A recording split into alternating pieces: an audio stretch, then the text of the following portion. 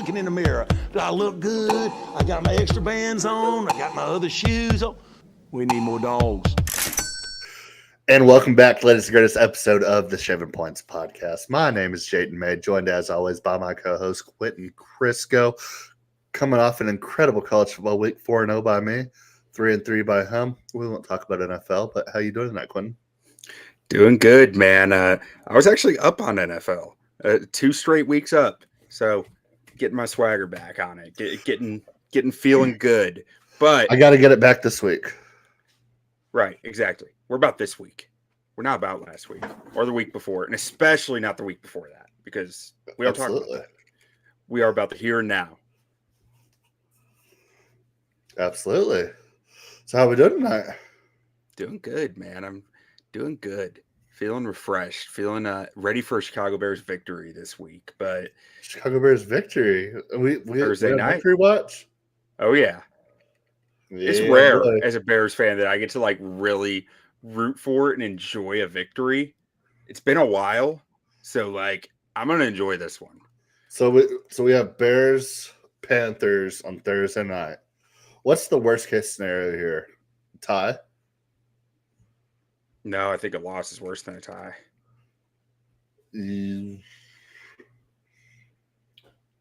But a tie, if the Panthers win another game, basically drops you out of the top 3. Right, but if the Panthers win this game, they already won that other game.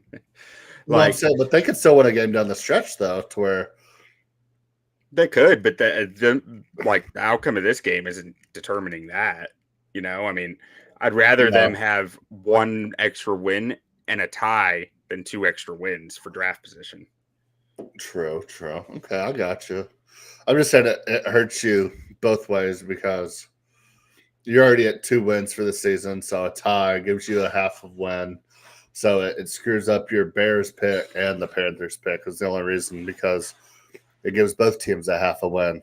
Panthers would still be sliding for the number 1 pick with a tie, and the Bears would jump ahead of any other 2-win or Panthers with 3-win team.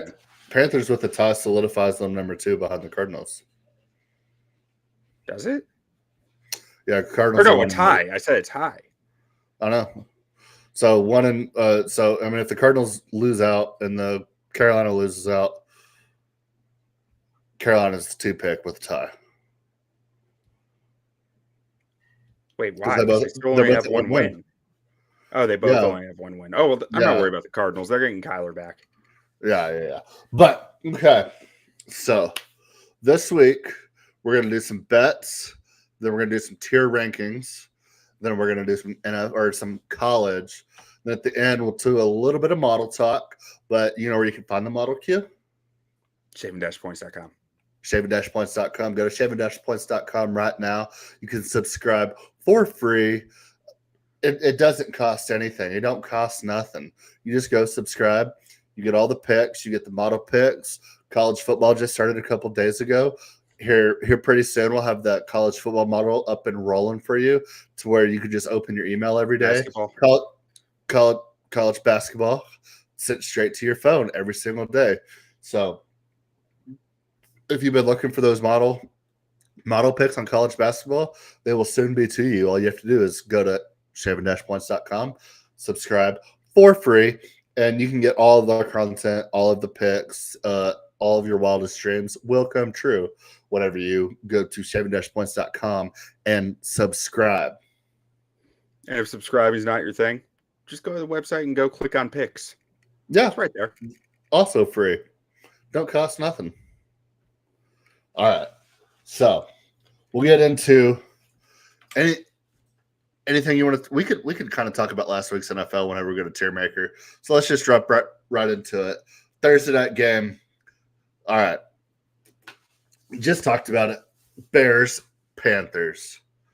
This is my lock of the century, lock of the millennium, lock of life. This is a can't lose. Can't lose this pick. So I'm taking America in this game because America wins. When you get 2 titans of their craft, like the Carolina Panthers versus the Chicago Bears, Tyler Bagent versus Bryce Young, Adam Thielen out there catching slant routes, Miles Sanders running the rock 17 times for 42 yards.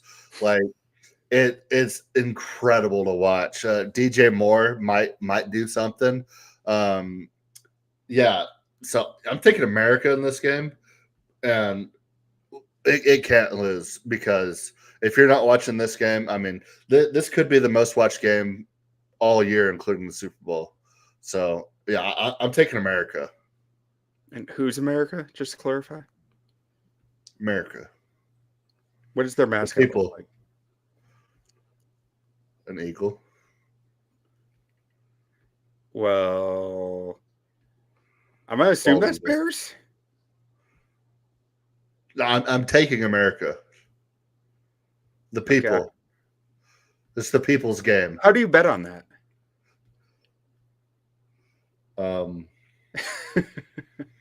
The over? But I'm not taking the over. I'm taking America because America wins with this matchup. Yeah, I mean, America does win. And just to clarify, Justin Fields might be back this game. It hasn't practiced yet. No, there is no practice Thursday night. Oh, you don't practice? You don't practice? Okay. Well, No, good to no know. one- Thursday night games, the teams don't put on pads all week. True. But yeah, I'm taking America because it can't lose. And what does that mean? It means I'm gonna win because I get to watch the game. Okay, so you're not actually betting it. I'm taking America. Okay. I'm not betting this game.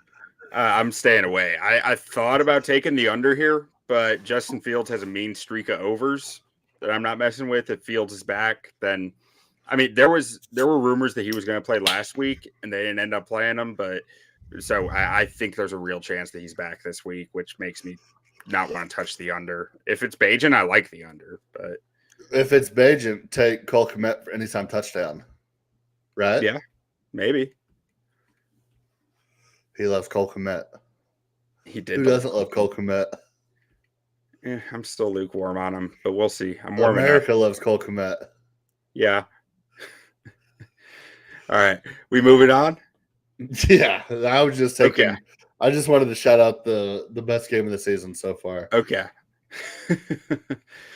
Now we got Colts, Patriots. I got nothing on this game. What do you got?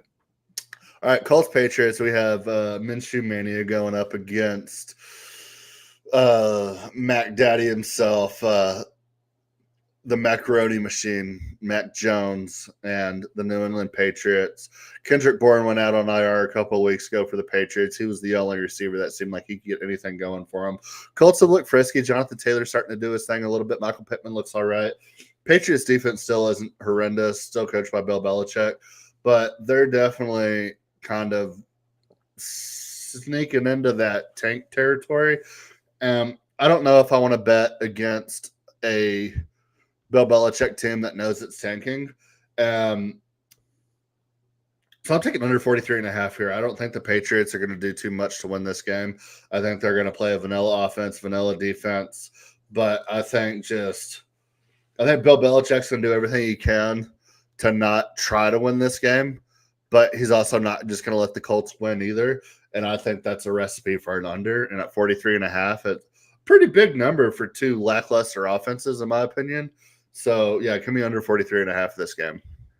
Yeah, I feel like the Colts have been they've been in so many weird games this year where there's ended up being a lot of points. But I think that's almost entirely at Lucas Oil Stadium in Indianapolis, which is just has a history of weird things happening at it.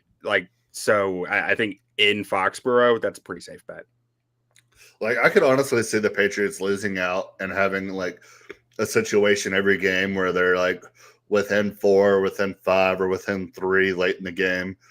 And Bill Belichick's like, let's just give it to Zeke 4 times. I mean, I could see it. I don't know what else his plan is to get to the top of the wins list. So, yeah, I mean, they're basically dead in the water at this point as far as I mean, he needs this season goes. 16 wins to be at the very top most head coach wins of all time. But it's a lot easier. It's a lot easier to do that when you have a Drake May or Caleb Williams than a Mac Jones. Yeah, I mean, I don't know how else he gets those 16 wins unless he goes and finds a quarterback. So. Yeah, so maybe Justin Fields. Maybe I'd be shocked, but maybe. You don't think he likes Justin Fields? I think he might. I don't know if he's going to give much for him. I think other teams might. I like that. But, yeah, give me a first pick of the night. Colts, Patriots, under 43.5. All right. Now, you got Texans going to Cincinnati. You got anything on this? Oh, absolutely. Okay, so Bengals coming off a big-time win versus the Bills, who we'll get to later in the podcast. But I think Bengals got up for that game. They looked really good. Jamar Chase didn't do a whole lot. But going back home to a team that we've been saying since the offseason, don't sleep on this team. CJ Stroud's a stud, man. And I said it in the offseason, like, I don't love Dalton Schultz, but, like, he's got to throw to somebody. Dalton Schultz is hot in the streets right now. Tank Dell, hot in the streets. Noah Brown, 154 and 2 touchdowns, hot in the streets right now. CJ Stroud absolutely slinging that thing.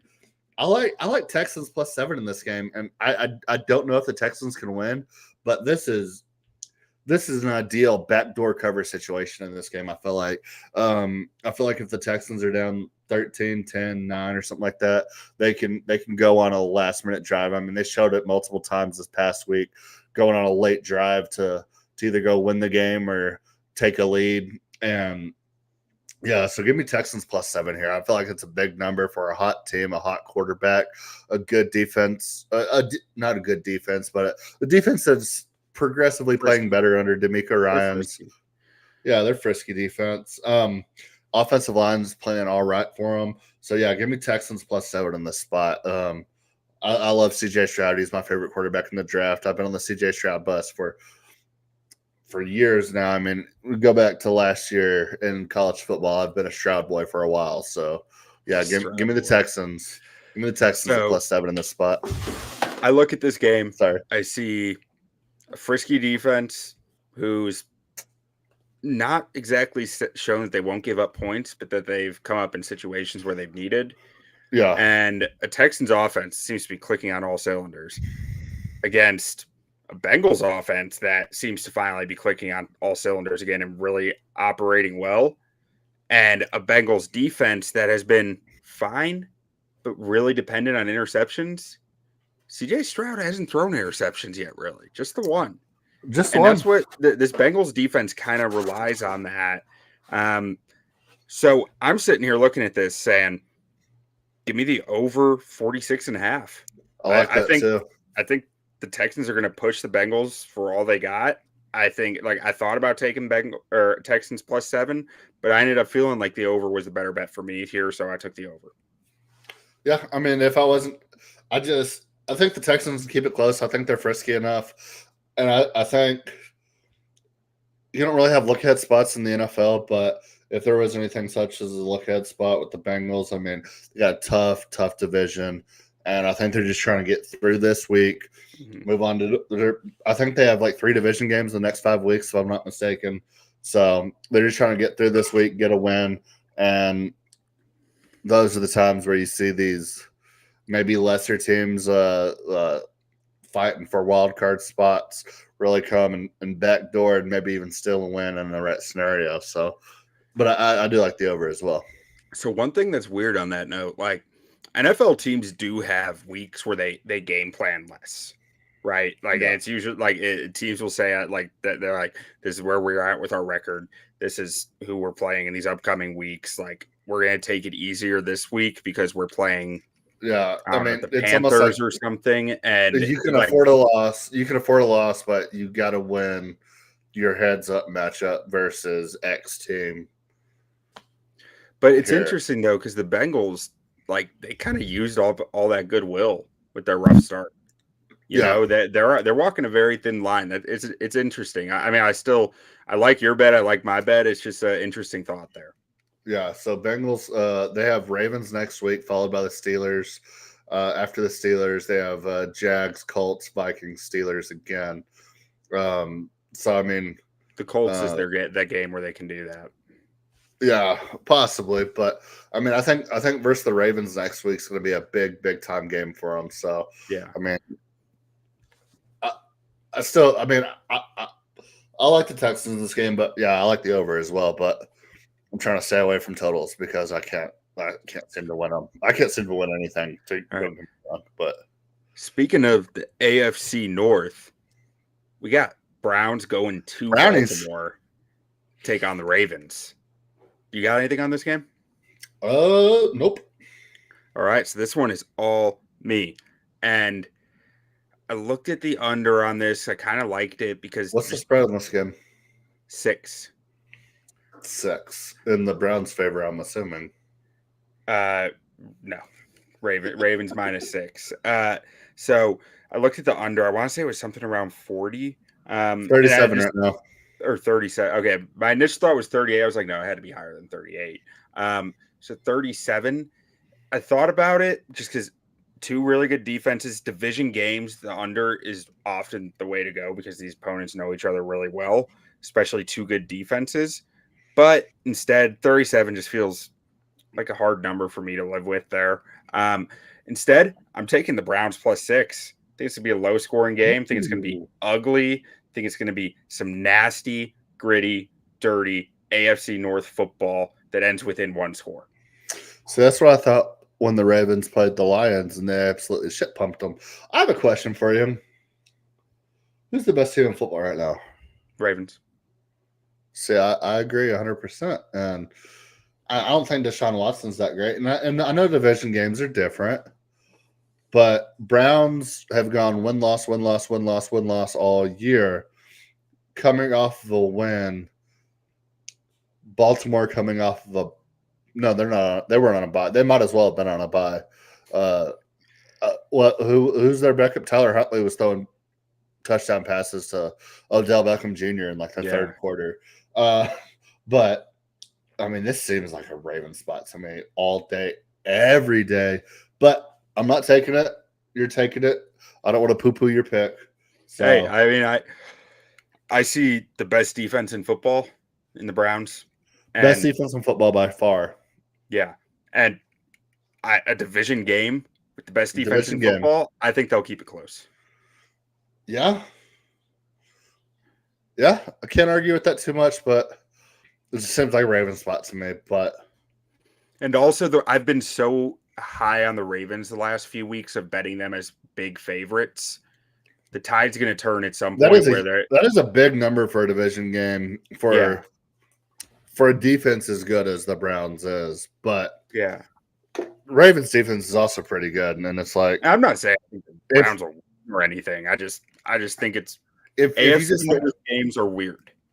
Yeah. But to me, if you just look at this game, it's like, I think the Ravens can score 17. So it's like, can the Browns score more than 10? We'll see. Yeah. I mean, I think so. But I'll tell you this. I hate the number 6. I just really like this spot. Like, I would love to get it at 7, but that's not happening. Yeah, usually if I'm betting dogs, I want the football number. If I'm betting favorites, I'll take a weird number. So maybe that's why I lean Ravens here. Yeah. All right. Next up here, we got Brock Purdy taking the 49ers to Jacksonville to play the Jaguars. What do you got here? Yeah, so I mean, Niners coming off a bye. Maybe Christian McCaffrey is getting healthy. Niners are kind of in a free fall right now, but they're 3-point favorites on the road against the Jags. I think the Jags are getting very undervalued right now. They played really, really good here these last couple of weeks, also coming off a bye. I think Trevor Lawrence he was the prince that was promised, but he hasn't really turned into that. This could be his coming out party here. And Jags +3 at home versus the Niners. Niners having to go across country right after time change, which I don't think really matters too much. But give me the Jags +3 in this spot as a home dog. mean, I love this spot for them. The Niners haven't been playing great football. I don't know who they're getting back. I don't know who's healthy, who's not. But, I mean, the Jags are just a pretty good team at home versus a Niners team that hasn't looked great lately. And, yeah, I mean, I really thought this should have been closer to 2 or 1, if not a pick 'em. So at 3, give me the Jags +3 in this game. I really strongly considered that bet. Like I did, and the main reason I wiped it is just because 49ers coming off a bye with Kyle Shanahan. But that's not enough for me to say I don't like the bet. Like it was just enough for me to say not this week. Like I just was just like I like some others better, so I stayed away. But I do like both are coming off a bye, so that is to be considered as well. I didn't realize the Jags were too, but I give Shanahan a little more. Travis Etienne's been an absolute terror lately. So yeah. All right. Next up here, got the Green Bay Packers going to Pittsburgh. That's all you big dog. Steelers. And 3-point spread. Steelers are favored. Give me the Steelers here. Steelers -3. And this is more than anything a bet against Jordan Love. I mean, I just think this defense is going to chew him up. The Steelers defense is like really starting to play some good football lately. Like the secondary, we talked about it in the offseason that the secondary was probably going to take some time. So it was a lot of new pieces, including a rookie, like an early second round pick rookie, but still a rookie defensive backs. They need time. There's some adjustment there, but those defensive backs are starting to play really well now, combined with a defensive line that is just filthy. Like JJ Watt, Cam Hayward just got back, Keanu Benton in the middle. When Larry Ogunjobi is your number 4 D lineman, you feel really good about what you're throwing out there. And I think this defense is going to make life really difficult for Jordan Love. I think the Packers are really going to struggle to keep pace in this game because of that. Not that I think the Steelers are going to throw up a ton of points or anything. I still think, it's going to be like Steelers 15, Packers 9 kind of game, like just disgusting football. But I think that still covers Steelers -3. Okay, so but we're about halfway through the season, or are halfway through the season now. Packers are 3-5. Do you think, looking at all the teams in the bottom half? So I mean, we have Colts, Raiders, Bucks, Packers, Titans, Broncos, Rams, Giants, Bears, Patriots, Panthers, Cardinals. Out of all those teams, do you think the Green Bay Packers might be in the worst situation possible? Because, like, you look at some of these other teams, like Tampa, it's like, yeah, maybe they can get it done with Baker, maybe they can't, but they're not married to him. Raiders, new head coach, maybe they find some life, maybe they don't. Titans kind of starting to like Will Levis. Broncos are screwed no matter what. Rams kind of have their picks back. They can kind of start to rebuild. But then, I mean, you look at the Packers, and you got to make a decision on Jordan Love. But he's shown signs of kind of being good. But, I mean, they waited so long to play him that it's like they're either going to have to pay this guy or he's going to walk. And you're not getting a free agent quarterback to Green Bay. They locked him up on a very team-friendly deal right before the season where they can pretty much wipe their hands of him next year if they want to, but they can keep him around if they want to. Okay, but, I mean, I still feel like they're in a terrible situation. All things honestly, they have aligned themselves to flip stuff very quickly with the way they've drafted. Like, they had, like, something ludicrous, like 12 draft picks last year, and they have stacked those. Doesn't matter if you don't have a quarterback. No, but I'm saying that's what I'm saying, though. If they get a quarterback, they have aligned themselves to flip stuff pretty quickly. Like that's the thing you got to remember about Green Bay is they're in Green Bay, Wisconsin. They have an entire region dependent on their economic viability. And they run shit like that is the truth, because it is the truth. The Packers start to suck for a few years. That area of the state is going to go through a serious downturn. there is so much built up around the Packers and the And they're not getting tourism free that the agents to Packers Green Bay. bring in.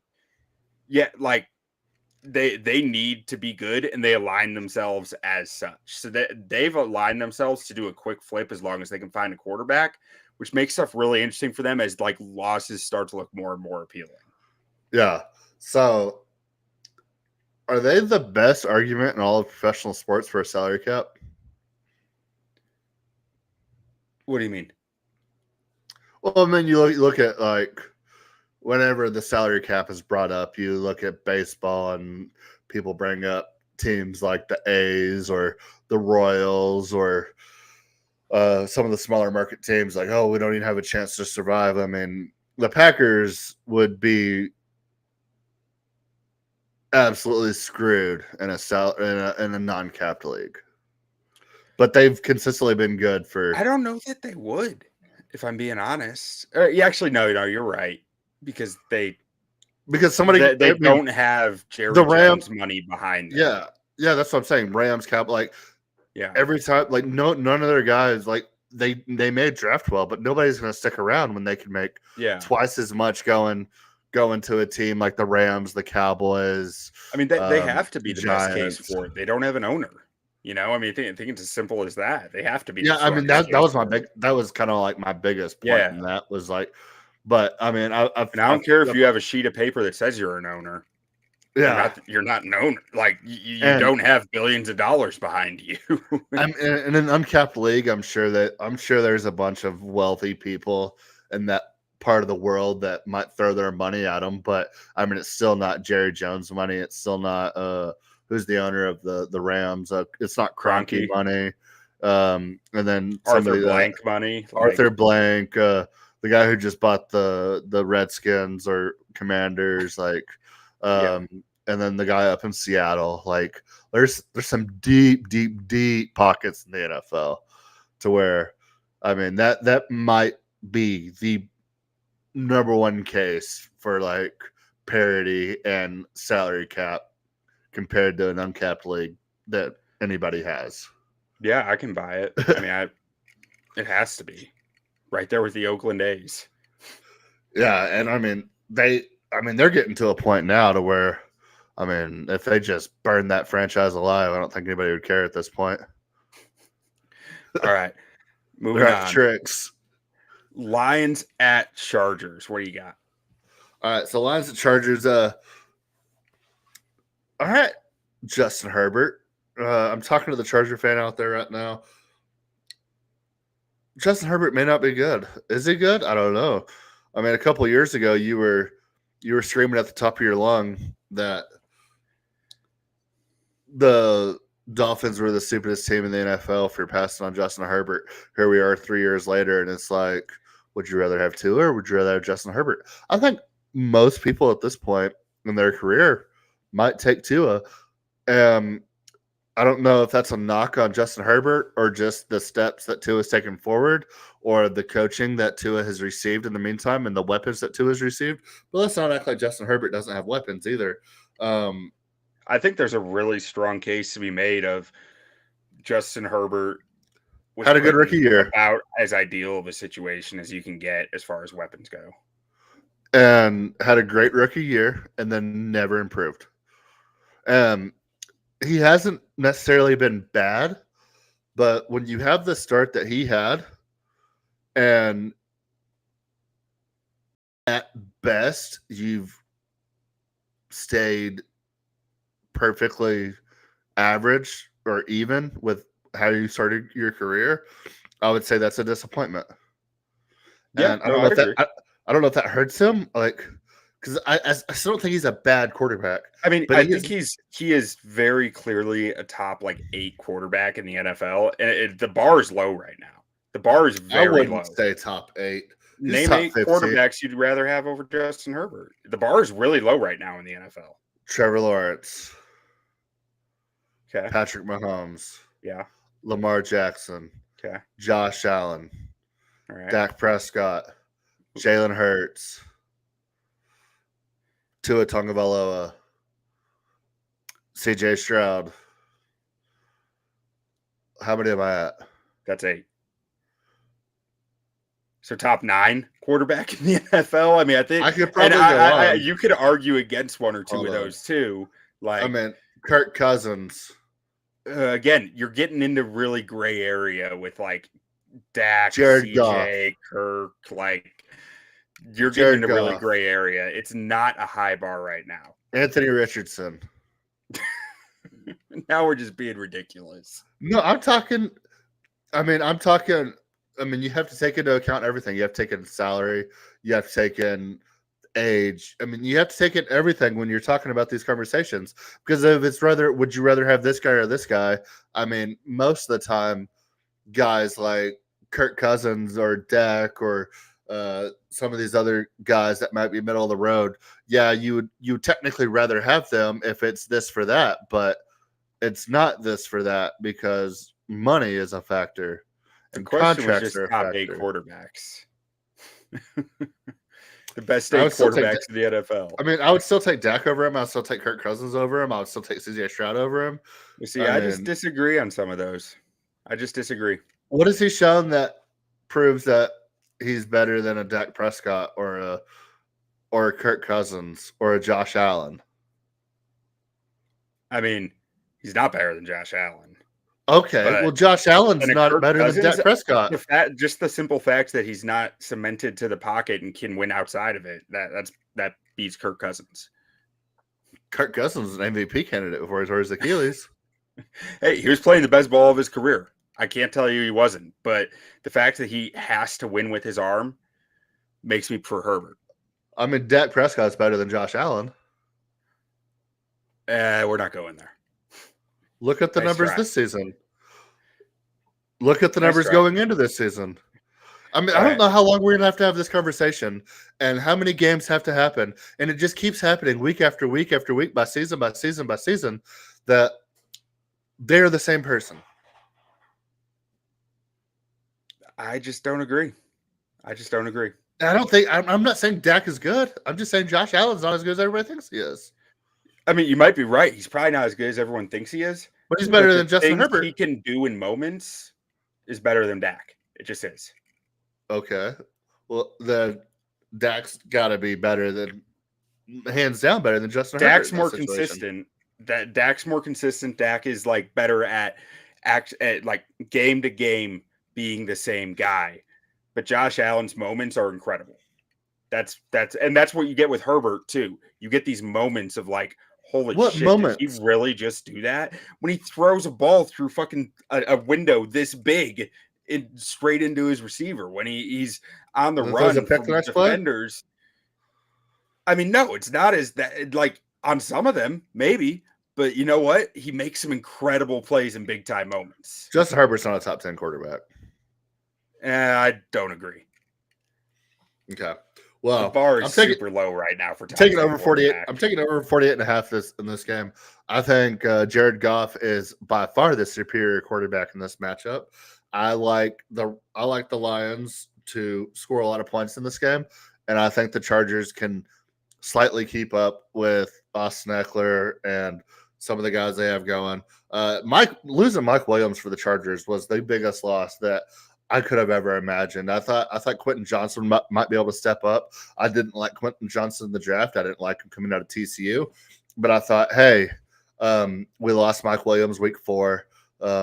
You're a rookie. You have the same body type. You're fast. You can do all these things. Maybe you can kind of fill in that position. You have a good quarterback throwing you the ball. You'll be able to step up. Quentin Johnson's dog shit. He's terrible. I don't know this for a fact, but I'm pretty sure I saw in like PFF, he's like one of the worst graded rookies of all time as far as receivers go. And don't quote me on that, but you can quote me on that if I'm right. So, I mean, it's the Keenan Allen show. It's the Everett show. And it's the Eckler show with a little bit of Herbert thrown in there. But I think that's enough to score some points here. And I think the Lions are going to come out and show out. Have the Lions played since they played the Ravens? Had they played another game after that? Or No, they're coming off a bye. I know they're coming off a bye, but the last time we saw them was against the Ravens, right? Yeah. Yeah. So, yeah, I like the Lions have a big-time game this game. I think the Lions can score 30 in this game, and so I only need 19 points out of the Chargers, so I like that a lot. So give me Lions Chargers over 48.5 in this game. And I look at the spread. It's too small. 1.5. Lions are going to be playing a home game. Lions minus 1.5 is the easiest bet of the week for me. Coming off a bye I like after getting embarrassed by the Ravens. Chargers are coming off a really nice victory against the Jets where they looked like where they're feeling great. Like I really like the Lions here. No, I mean I love the Lions in that spot as well. The only reason I'm taking the over is just because like I said, I think the Lions score at least 30. And so I only need the Chargers to score more than 19. And I think that can happen. But yeah, I love the Lions in that spot too. I just didn't want to double dip on the same game when I already have 7 bets on the ticket. So yeah, it's the only reason why I didn't take the Lions. All right. Moving on. Giants at Cowboys. All right. So Giants just lost another offensive lineman and traded away Dexter Lawrence. Cowboys come up very. Dexter Lawrence was not traded away. Well, I forget his name. Williams? Leonard Williams. Leonard Williams. Sorry, Dexter Lawrence is just an immovable object. So, like, I wish they would move him. Yeah, yeah. But I bet you do. He is incredible. But anyway, moving past that, starting Danny DeVito at quarterback. Actually, they're not actually starting Danny DeVito, but he might be the better option at this point. Also just lost another offensive lineman this week. I can't remember who it was, but it doesn't matter. Danny DeVito versus this Cowboys defense, minus 15.5. Cowboys at home, coming off of a heartbreaking loss, a game they should have won against the Eagles. I'm not going to say anything about the refs. I'm not going to say anything about anything. They should have won that game. They had every opportunity to win that game. Everything went against them, and they still had a chance to win at the end of the game. Absolutely just terrible down the stretch. I mean, terrible everywhere. Cowboys should have easily covered +3 in that game. They should have easily won that game, but that doesn't matter. Minus 15.5. I mean, Cowboys are going to destroy this team. Give me Cowboys minus 15.5 this game. I don't care how big the number is.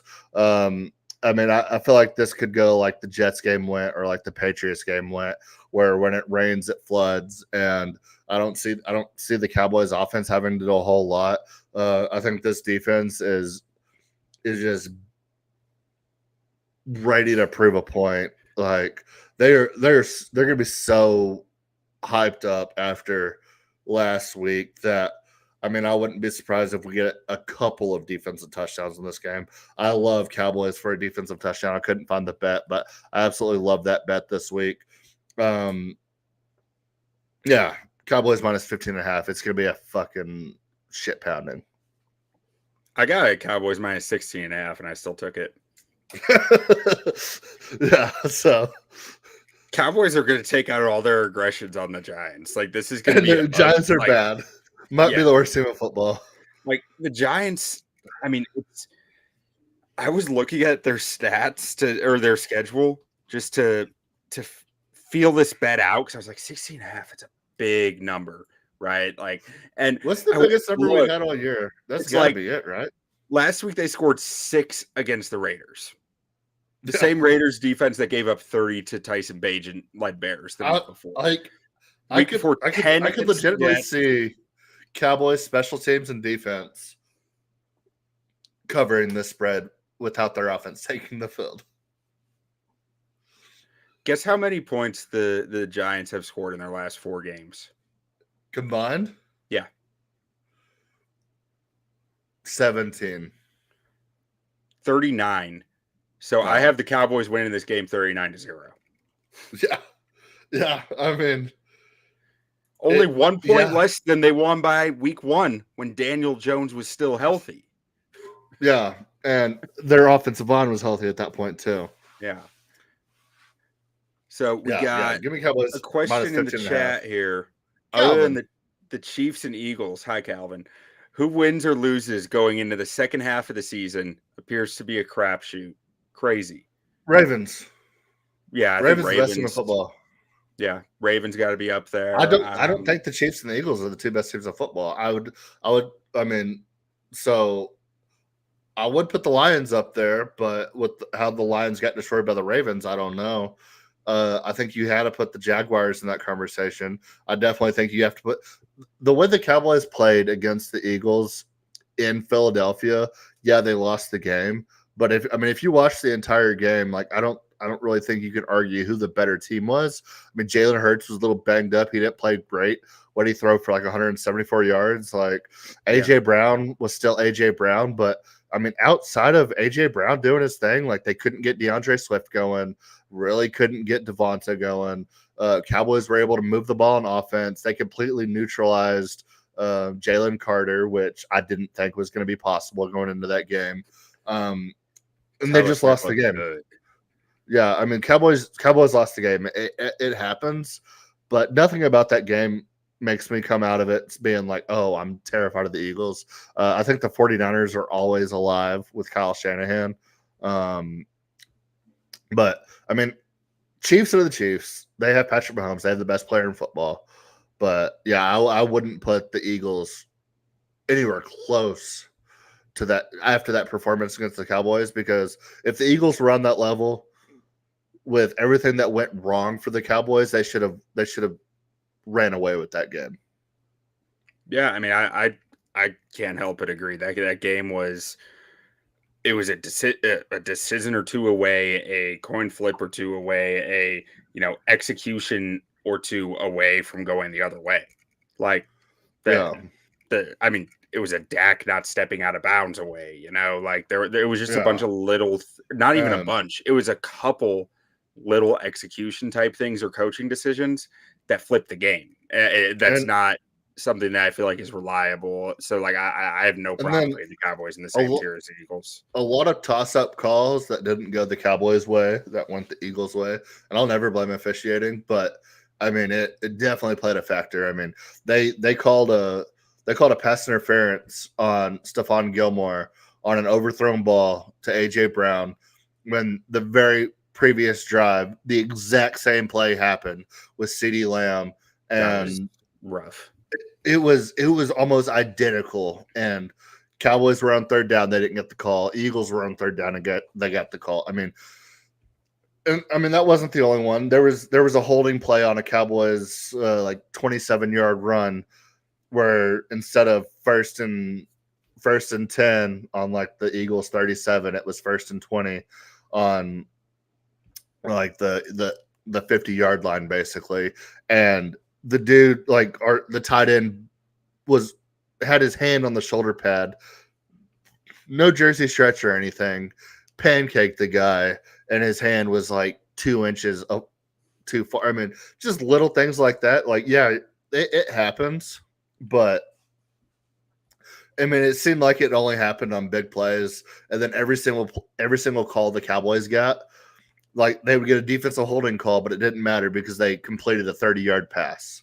Like, yeah, it just very convenient. But I'm not blaming the refs, but nothing about that game makes me walk away from that game and being like, oh, Eagles are this force to be reckoned with. I think the NFC is completely wide open. It really is. I mean, this kind of the year where you see someone random who just like sneaks in the playoffs, maybe get a little further than you might expect. Yeah, I mean, you look at this NFC. I mean, you have the Lions. I think the Lions are very, very good. You have the 49ers. You have the Cowboys. You have the Eagles.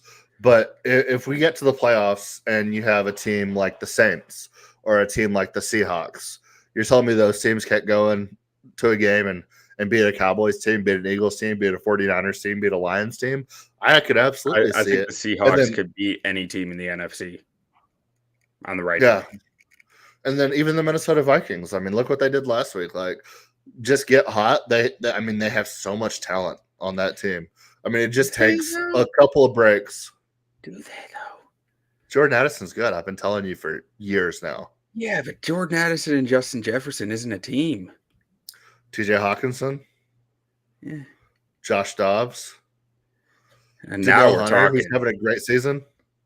You get the Josh Dobbs wagon rolling. I mean, we're talking. But What do and they call it? Danielle Hunter's a Astronaut? good player, but like they just lack high-end difference makers all over that defensive end outside, or that defensive side of the football outside. But if you get in a shootout with guys like Jordan Addison and Justin Jefferson, that's a pretty good spot to be in a shootout. Like I think if a defense can shut them down, you don't have any issues. But if you get into a shootout with that team, it could go either way. And Yeah. I mean, I'm just saying teams that they could show up any week and do something. Atlanta Falcons, great defense. Don't love their quarterback situation, but the talent's there, the defense is there. Like they could get hot. Yeah, if Heineke just gets on a roll, you never know. Yeah, I mean the NFC is completely wide open. I mean, yeah, you do have the Eagles, you have the Cowboys, you have the 49ers, you have the Lions. I mean, I think those are the 4 best teams in the NFC. I don't think it's even questionable. But after that, the next 4 teams, I wouldn't put it past any of those 4 teams to go in and win a road playoff game or a home playoff game if you're the NFC South and make a run. So yeah. All right, where were we? So just finished up Cowboys Giants. Yeah. So going to Commanders Seahawks, and you don't have this one, do you? I do have this one. It's the last one I have. What you got?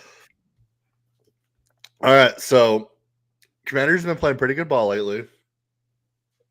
I like what their quarterback's been doing a lot. He's kind of winning that job maybe for at least another year or two.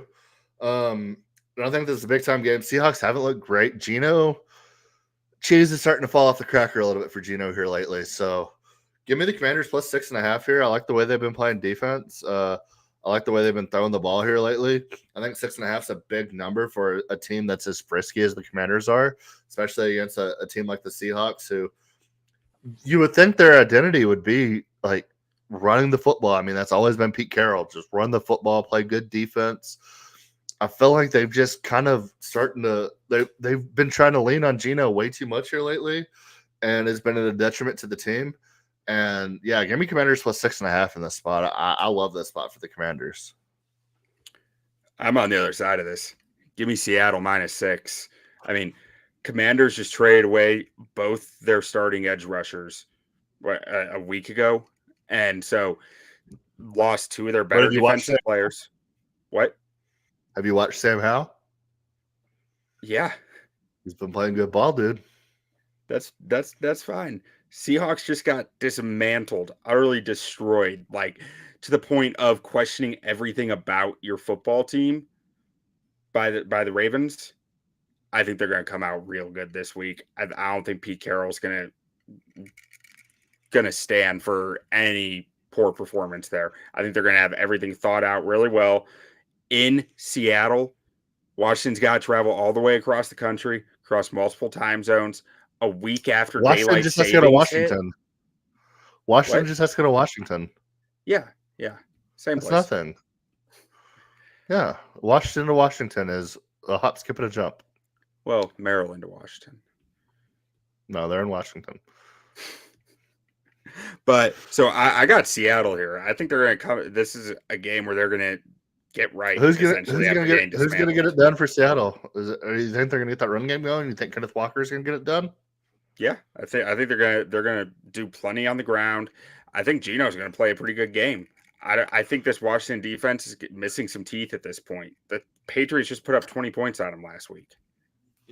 Yeah, no, I mean I think the way Sam Howell's playing, I think they can cover the spread. But Ron Rivera is on his way out the door. I mean, he said it before the season, so maybe this could be where this Washington team falls apart. I don't know, but I mean, I love the way Sam Howell playing football right now. I love the way that offense is rolling. I think they can keep up in a shootout, and I think they can play good enough defense in a close game. So that's the only reason why I'm taking Commanders plus 6.5 here. But I've also been terrible at NFL this year, so that could be a thing as well. So to that point, I think everyone's been terrible at NFL this year. Most years, the dogs hit about 55%. This year, favorites are hitting at 55%. I've never had a losing season in NFL, and I think my worst year since I've started betting was like 9 units up, and I've been like way over double digits every other year in the NFL that I've ever bet. I'm terrible, so just fade me. Just fade me And completely. on totals, typically you see more overs early in the season and unders start to become the more common thing as the season progresses, like about a third to halfway through the year. This year, the unders have been like 60% so far, which is just bizarre. That it is all just really weird right now in NFL betting landscape. Yeah. Do you have any more games? No, that's all I got for NFL. All right. So we can go to our tier maker real quick, then go into some college football bets. And then if you're waiting for the model, you can see that at the end. And you can also get it on shaven-points.com. Go to shaven-points.com, subscribe to the website. You get all the model picks sent directly to you, get all the picks sent directly to you, not just model. And if you don't want to subscribe, you can go to the website at any time and see all of our picks, college basketball, college football. When we do have an NBA player, an outside play that's not our main niche, which is football, they will also be posted on there. And then you can also find us on Twitter. And where can you find us on Twitter, Q? Shaving_points, PTS_pod. And we have another message from our buddy Calvin, who agrees should include the Ravens regarding Dobbs. He's collecting checks every year. Good for him. Love Dobbs. The Love pasture Dobbs. not. How could you not love Josh Dobbs? How could you not love Josh Dobbs? Okay, we'll get into our tiers this week. First up, we have catch-up / the world champs. Chiefs are just solidifying themselves in the spot right now. It doesn't matter who you have on offense. Nothing else matters. They have a top 5 defense in the NFL right now. They have the number 1 player in the league in Patrick Mahomes. Travis Kelce's still doing his thing. They're going to figure something out on that offense there. And if they don't, their defense is playing well enough. And you're telling me if their defense can hold you to 15 and you're up 15-9 with 2 minutes to go, you want to see Patrick Mahomes. Give Patrick Mahomes a high school offense in that situation. I'm taking Patty Mahomes. So Chiefs got to stay in that spot. Oh, yeah. All right. Super Bowl? ? Ravens. Yeah, Ravens are the top of that tier. Lions. And then, yeah. Let's see a rematch. In there. See a rematch. Oof. Bengals? Jaguars. I would love to see the Jaguars in a Super Bowl. Yeah. Let's go Bengals. Man, it's really lopsided AFC, huh? I mean, that's the way the season that's is. the class of the league. Good record, but frauds. We're gonna put the Eagles in here. They have the number 1 record in the league, I believe. Yeah, they do. Let's put. I wouldn't even say they have a good record, but I mean, Buffalo Bills. They're what, 8-1? No. I'm talking about Buffalo Bills. Oh, okay. Yeah. I think they're a playoff team, but I also think they're frauds. Miami Dolphins. I think they're absolutely fraudulent. Frauds. Okay. San Francisco 49ers. If everything's not perfect, I think fully healthy, San Francisco might be the best team in football. But eventually the health flux got to run out, and it looks like it might be happening for them. Let's see. That might be it for this one. Playoff teams. We got the Cowboys. Yeah. We got the Texans. We got 2 teams coming out of the AFC South, I think, this year. Yeah, I mean, don't sleep on the Texans. Let's put in. It's tough after that. Browns. Yeah, we can put in the Browns. The AFC North. They're gonna get. I think they get 3 in. Let's throw Seattle in there. Yeah, Seattle belongs. Okay, Puka Laduka. Let's throw in Falcons. Yeah. Let's throw in Colts. You know Minshew's always going to be Puka. Broncos. Broncos. Yeah, I think they've been playing decent ball lately. They're not going to make the playoffs, but they're a little bit Yeah. better than the rest. Vikings Saints. got to go there, right? Yep. Saints. Yeah. Bucks. Just the entire NFC South. Okay, the rest. Raiders. Green Bay. I don't know if they're the rest. I mean, Green Bay's at 3 wins. I know, but I don't know if they're the rest. Well, I don't think they're on Caleb Williams or Jake Maywatch either. Well, I mean, you look at some of those bottom teams. Okay. Washington. Chargers. Chargers got to at least be Puka. Yeah, we can They put them got in to. Puka. Yeah. We'll put Titans. We'll put Titans in the rest. Will Yeah, Levis. Titans, absolutely. I do like what I'm saying with him. Ooh, he almost Steelers. threw 3 picks on the final drive last week before he finally threw one. Jets can go here. Yeah, they're stuck in that purgatory. All right. So Caleb Williams, Jake Maywatts, Giants, Yeah. Cardinals, Bears, Patriots. The Rams, they're at 3 wins. I think Stafford's going to come back, but I think let's put them in the rest. If we're putting Green Bay in the rest, the Rams have to go in the rest, I think. Okay. And then we'll put the Carolina Panthers right next to Michigan State basketball for the Carolina Panther tier. I Because really think, I want to put the Packers and Panthers. we can put the Packers and the Panthers. Yeah. Because you're right. They're not on Caleb or Drake Maywatch, but they're also not the rest. Yeah, you're right. Yeah. Yeah. That Bears win could come back to haunt them for eternity. Week 1. Yeah. Oh, that would be so sweet. Oh, that would just make my heart so warm. All right. So at the Carolina Panthers tier, at the bottom of the list, we have Michigan State basketball, lost to JMU in overtime as a 40-point favorite. Love to see that for them. You have the Carolina Panthers, you have the Green Bay Packers, and Caleb Williams, Drake Maywatch. We have the New York Giants, the Arizona Cardinals, the Chicago Bulls, and New England Patriots. For the rest of we have Chicago Bulls and Patriots, both dynasties. The Bulls would love to have a Caleb Williams right now.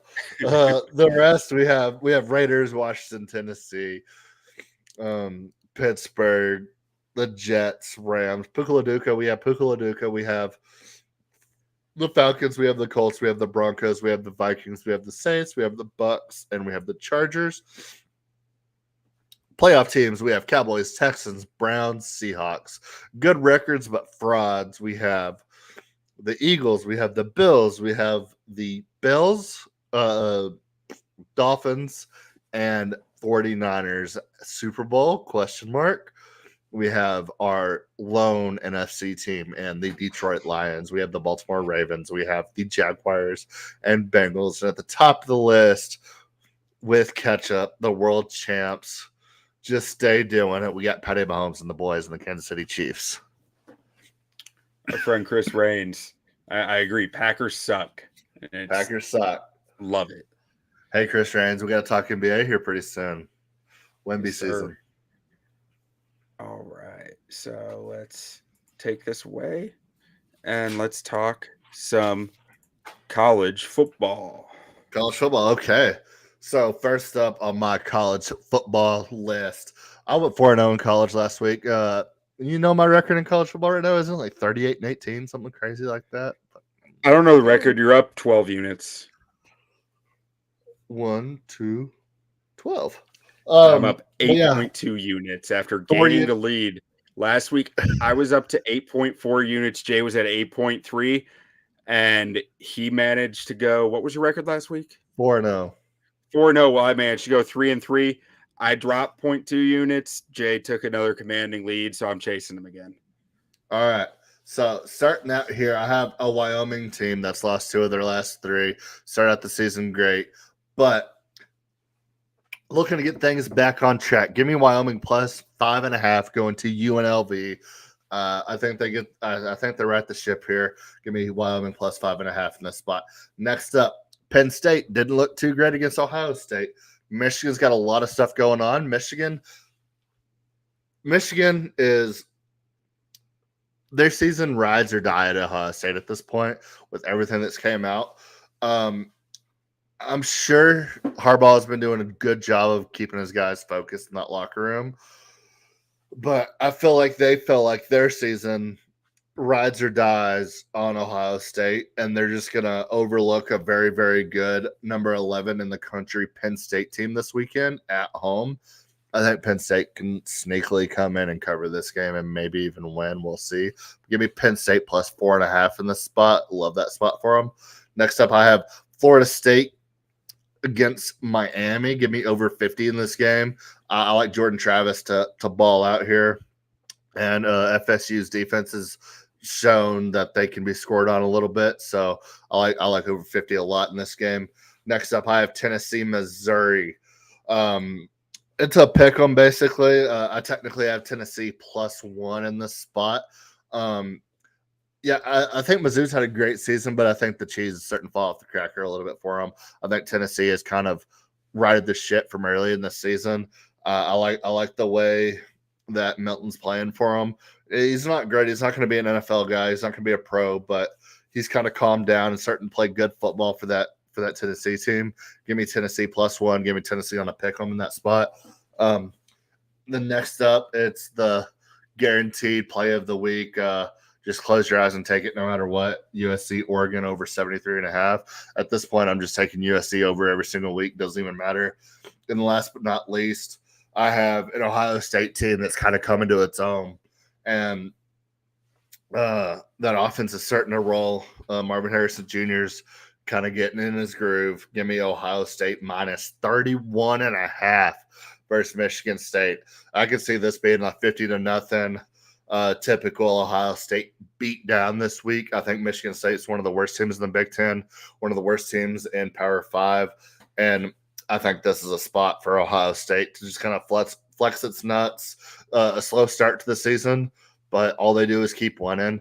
And I think this could be an absolute showcase for them on we're here and we ready to play Michigan. All right. So going into mine, got Ole Miss going to Georgia. Give me Ole Miss plus 10.5. I think they're feisty. I think they're going to play tight with them. And I've been saying it all year. This isn't the Georgia team of last year, and I still think they're priced like they are. I've been winning bets against Georgia and the overs on Georgia. Brock Bowers should still be out, but I've won bets against Georgia and on the over for Georgia games all year. So I'm going to keep doing it. Alabama at Kentucky. Give me the over 48.5 on the season. Alabama's gone over 72% of the time. Kentucky's gone over 67% of the time. It's a match made in heaven. And by the way, on the Ole Miss Georgia game, Ole Miss has covered the spread 75% of the time, while Georgia has failed to cover the spread 75% of the time. Next up, give me Miami. That's Miami, Florida, not Miami, Ohio. Going to Florida State. Give me the over 50.5. Miami has been over 56% of the time. Florida State has been over 67% of the time.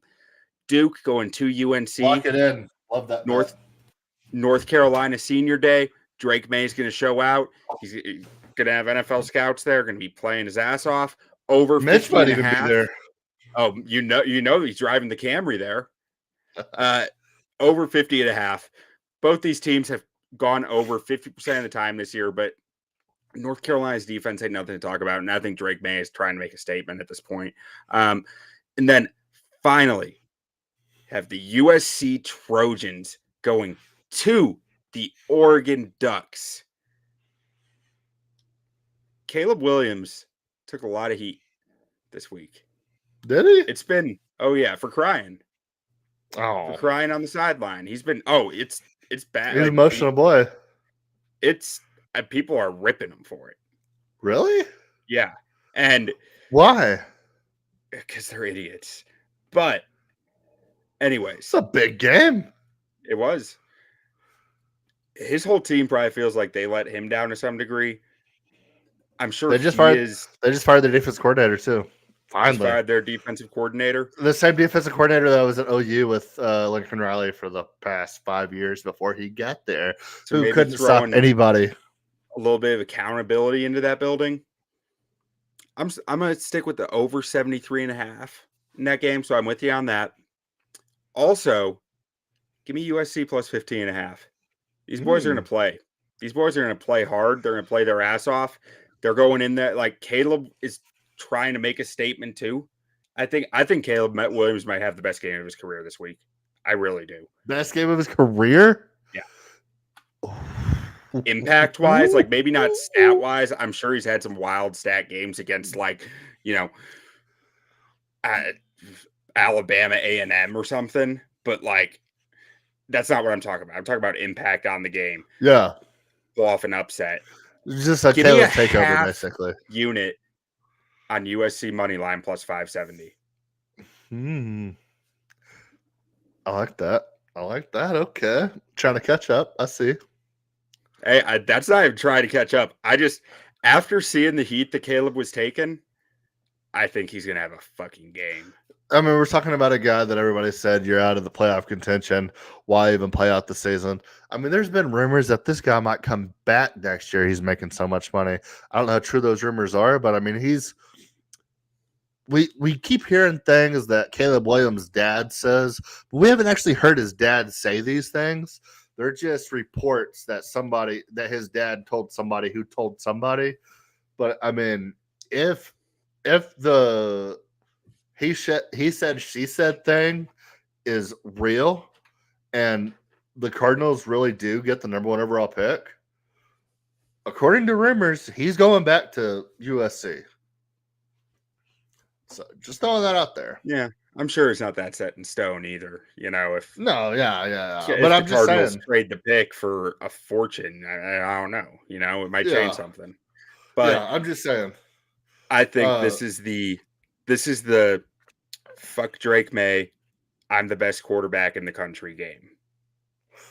Yeah, and it's long overdue. I mean, I don't even think it's Drake May at this point. I mean, I think it's the guy who just played against Michael Penix, which I don't think you could argue that he's better than Michael Penix, but that loss last week was absolutely brutal. And I mean, he wore it on his sleeve. He jumped into the stands, cried with his mother. And for some reason, people don't like a 19-year-old kid showing emotion, and those people can go fuck off. But yeah, Drake May's about to take over the league, or not Drake May. Caleb Williams is about to take over the league in the NFL. I mean, he's going to walk into the NFL a top 5 quarterback, in my opinion. I really think this is the game that makes everyone say, how did we have Drake May over him? Like, I think that's what's going to happen this weekend. Yeah, I mean, I agree. So, yeah, I might sprinkle that money line too. But, yeah, give me the over for now. And I might just take USC money line without even taking the spread before we get to this weekend. So, boom, there you have it. All right, should we give the people some model picks? Yeah, let's check out the model for a minute, and then you can always find the model at shaving-points.com. You can also subscribe to the website, have the model emailed directly to you every single day. All you got to do is go to shaving-points.com for absolute free and subscribe absolutely for free, and it'll be sent to you. So, Carolina, Chicago. This is how you know that gambling is really weird right now. The model is like so bare. It doesn't know what to do with what's happening right now. It kind of likes the over in Carolina, Chicago of 39.5. It loves Indy to cover. What is that? Plus 1.5? Minus 1.5. So the spread shown is always for the home team. So at New England. So loves Indy to cover minus 1.5 at New England. It likes the under in the Houston-Cincinnati game of 48. It also likes Houston to cover plus 6.5 I gave that out earlier. Loves Washington to cover +6. Also gave that out earlier. And it loves second favorite bet of the week for the model. Buffalo to cover 7.5 versus the Denver Broncos. What is that? Is that Monday night? Yeah. Monday night. Is this the last? Is this the last overseas game this weekend on Sunday? I think so. Which game is it again? The New England game. Oh God, that's gonna be ugly. Yeah. That's gonna be the game. game of the year. Yeah, so it's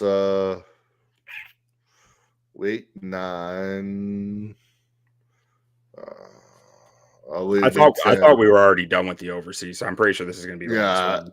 Frankfurt Stadium in Frankfurt. I don't know where Frankfurt is. Apologies to all you overseas people, but We used to live on Frankfurt Avenue. Sure.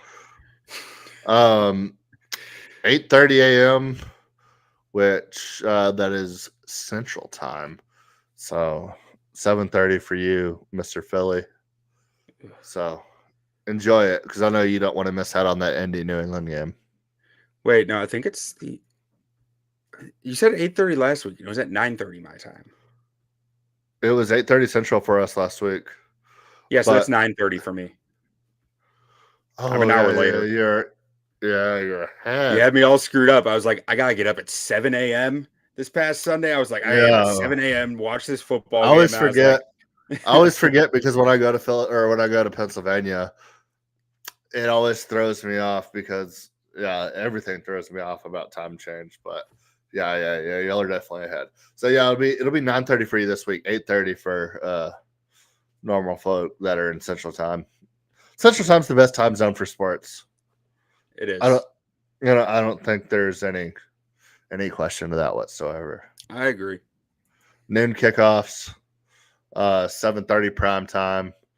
8:30 is too late. No, especially when you talk about NBA, when you have like 8:30 Central tips, like 9:30 tip for the NBA on the East Coast is ludicrous. Yeah. No, you ain't gotta convince me, man. I've already noticed. Been here 3 months and I noticed. Well, I couldn't imagine watching UFC on the East Coast. Goodness gracious. 2 a.m. main events. Kill me. But all right. And I am gonna start getting some UFC picks in here pretty lately.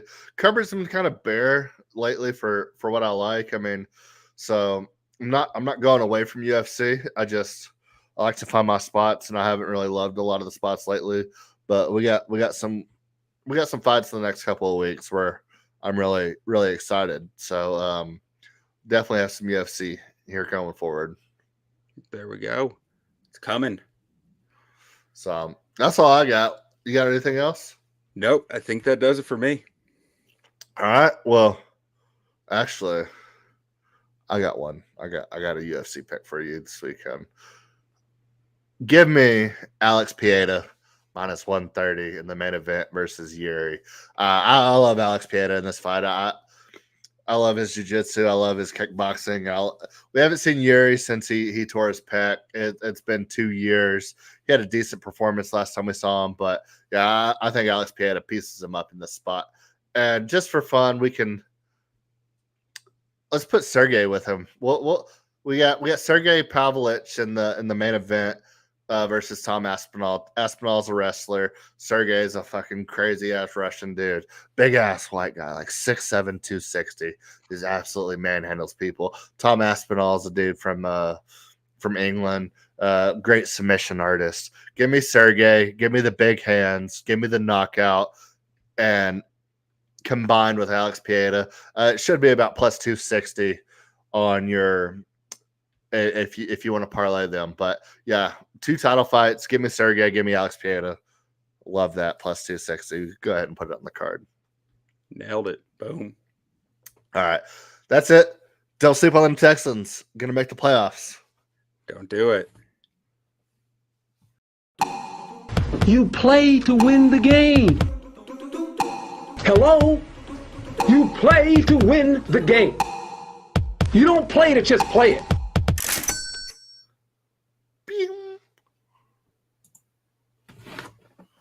I completely forgot that fight was this weekend. I thought it was next weekend. I was like, let me check just in case. Yeah.